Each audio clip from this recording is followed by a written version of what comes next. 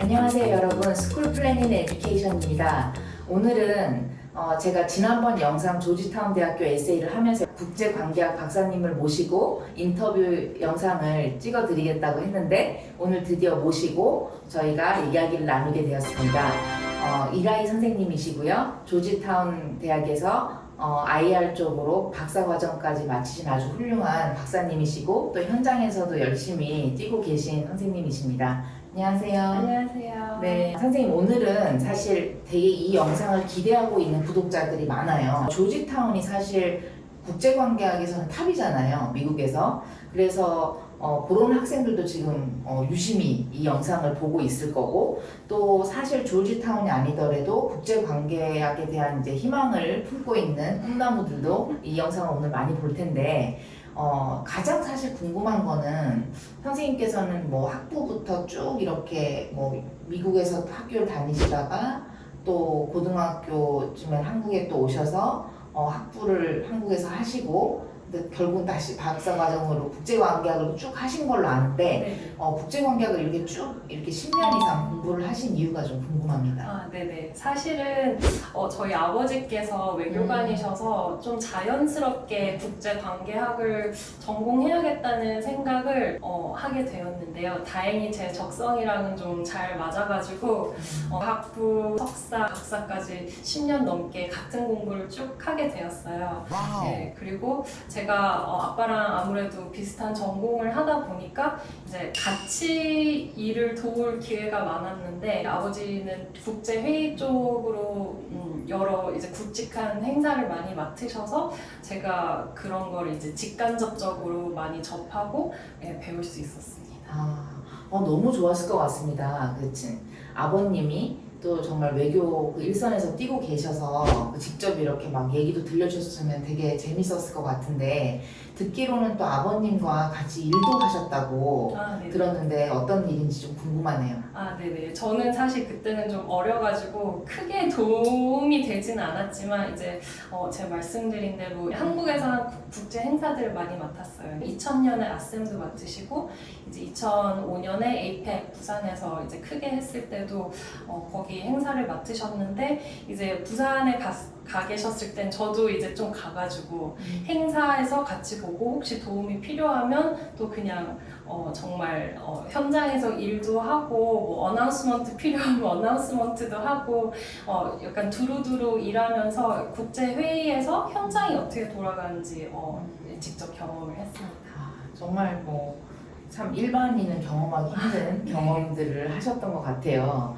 그래서 사실 제가 작년에도 그 IR 쪽 석사 과정을 하려는 학생들이 있어서 원서 작업을 좀 했었는데 그 학생들이 가장 힘들어했던 게 그 Statement of Purpose, 우리나라로 얘기하면 자소서를 쓰는 거였는데 학생들이 뭐 지나치게 학교를 거의 찬양한다던가 굉장히 어떤 이론에 대해서 너무 추상적으로 쓰니까 좀 글이 좀 재미가 없다던가 극단적으로 이렇게 좀 가는 경우가 있는데 선생님은 어떤 자소서를 쓰셨는지 되게 궁금해요.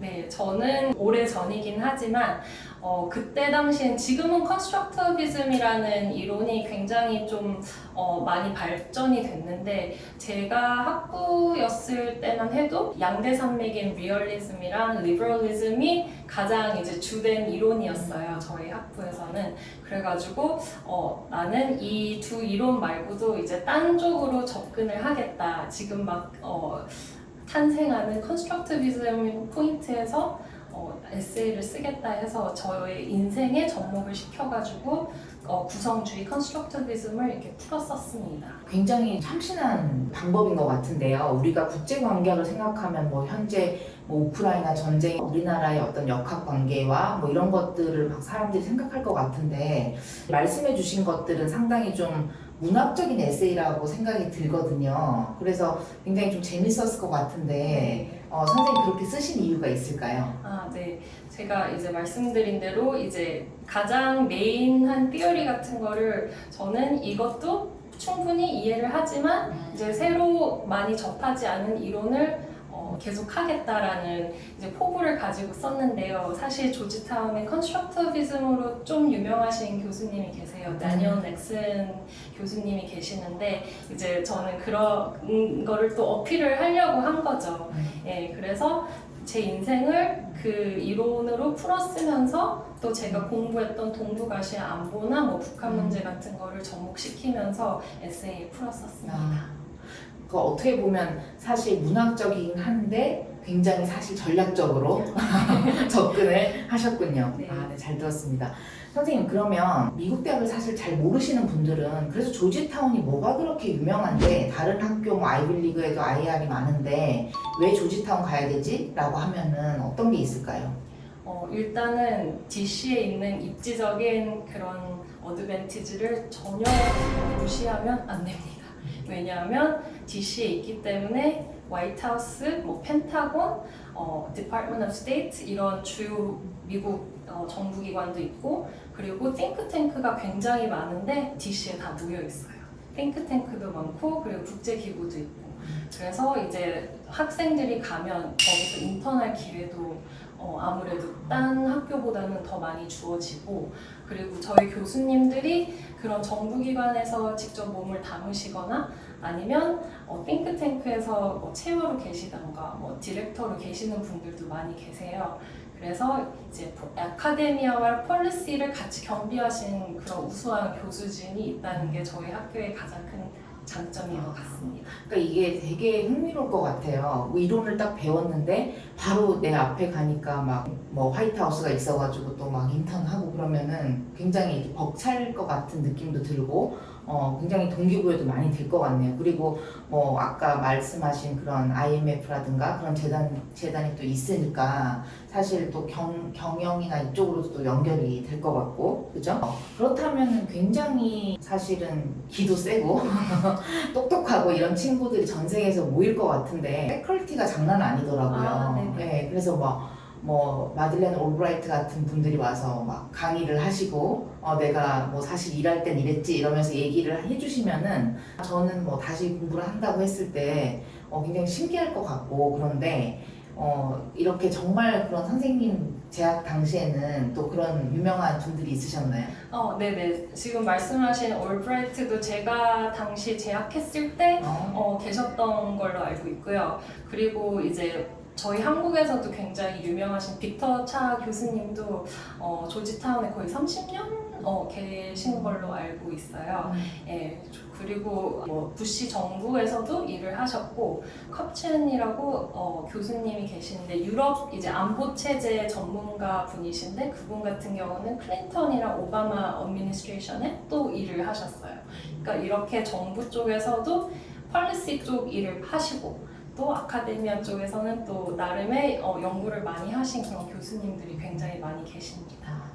그럼 이게 뭐 거의 학교에서 토론을 할 때 이게 그냥 뭐 학교 대학원 토론 이런 수준이 아니라 정말 세계 회의하는 것처럼 그런 긴장감이 좀 있을 것 같습니다. 뭐 모든 나라에 대표할 만한 학생들이 와서 공부를 하니까 그렇다면 굉장히 치열할 것 같은데 네네. 공부를 할 때 그럼 이 한국 학생들이 이제 준비를 하면서 좀 겁도 나기도 할 것 같고 영어도 완벽하지 않은데 거기 가서 어떻게 할까 이런 고민도 할 것 같은데 그럼 어떠한 자질이 좀 필요할까요? 거기서 공부를 잘 하려면. 네네. 일단은 가장 중요한 거는 제가 박사과정이었을 때는 석사까지 굉장히 좋은 학교를 마치고 온 친구들도 많고 자기 연구 분야도 굉장히 확실한 친구들이 왔기 때문에 자기 주장도 강하고 적극적이고 열정적인 친구들이 굉장히 많았어요. 그리고 저희 수업들도 거의 토론 수업으로 많이 이루어지고요. 그래서 일단은 수업에 참여를 엄청 적극적으로 해야 합니다.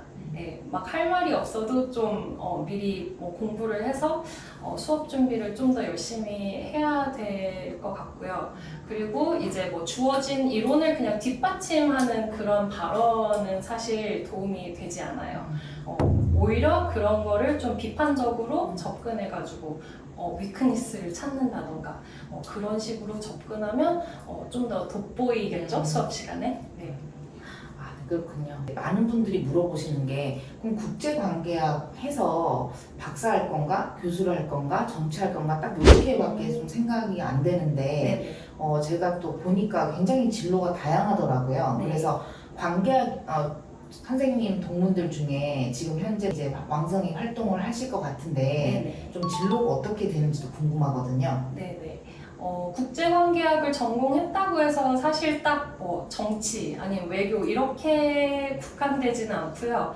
일단은 뭐 저널리스트나 그런 특파원도 많이들 하고 또 이제 로여도 사실 많이 해요. 폴리티컬 사이언스 전공을 한 다음에 로여로도 많이 전향을 하고 또 컨설턴트도 굉장히 많습니다. 왜냐하면 이제 리스크 같은 거를 분석을 해야 되는데 국제 정세 같은 거를 잘 두루두루 파악을 하고 있어야 되니까 저희 과 공부가 굉장히 도움이 되는 거죠. 예, 그래서 뭐 저널리스트, 로여, 컨설턴트도 많고 또 사실은 많이 국제 기구를 가려고 오는 친구들도 많죠.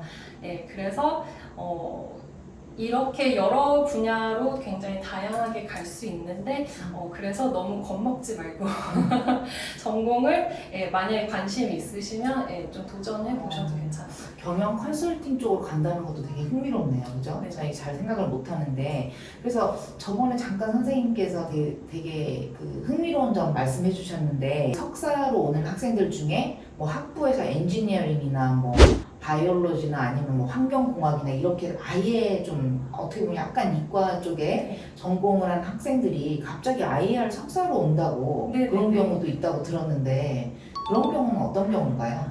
네. 사실 이거는 좀 재미있는 점인데 학부에서 타 전공을 한 친구들도 사실은 오히려 더 어드밴티지가 있을 수 있어요. 왜냐하면 저희 같은 경우는 이제 계속 이론적으로 비슷한 공부를 두루두루 하지만 사실 국제기구나 국제적인 이슈 중에서 좀 특정 분야가 많잖아요. 그래서 뭐 기후와 환경 같은 거나 뭐 팬데믹이나 이런 것도 사실은 저희 과에서 다 다뤄지는 이슈들이거든요. 그래서 학부에 만약에 환경공학을 하든지 뭐 생명공학을 하든지 하면 이런 이슈들에 좀 더 전문가가 되는 거죠. 예, 그래서 사실은 그렇게 국제기구가 특정 국제기구에 더 취직을 잘할 수도 있습니다. 예. 너무 좋은 말씀 감사드리고요. 이 영상 제대로 보시면 국제관계학에 대해서 정말 새로운 관점 또 관계학 이후에 진로가 꼭 정치 외교 쪽이 아니라 굉장히 다양한 쪽으로 갈 수 있다는 거 확실히 좀 아셨을 것 같아요. 그래서 선생님 오늘 좋은 말씀 너무 감사드리고요. 또 저희는 다음에 더 좋은 영상으로 찾아뵙도록 하겠습니다. 감사합니다. 감사합니다.